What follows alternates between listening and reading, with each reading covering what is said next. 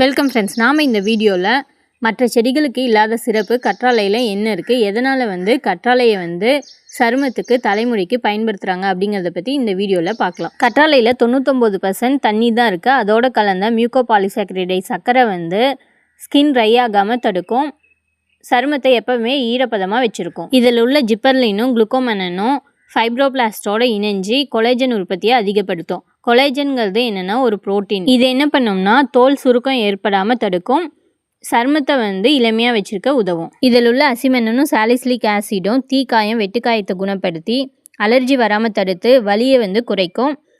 சூரிய ஒளியில் வரக்கூடிய யூவி ரேஸ் பாதிப்பை குறைக்கும். கற்றாழையில் இயற்கையாகவே ஆன்டிமைக்ரோபியல் ப்ராப்பர்ட்டிஸ் இருக்கிறதுனால இது முகப்பருவை உண்டாகக்கூடிய பாக்டீரியாவோட செயல்பாட்டை குறைக்கும்.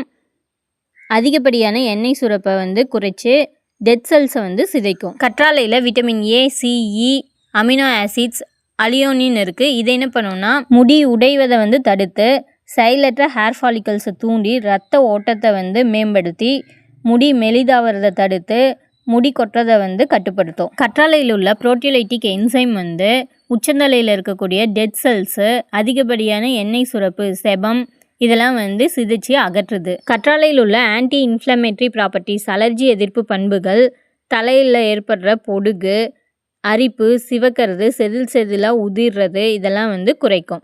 நன்றி.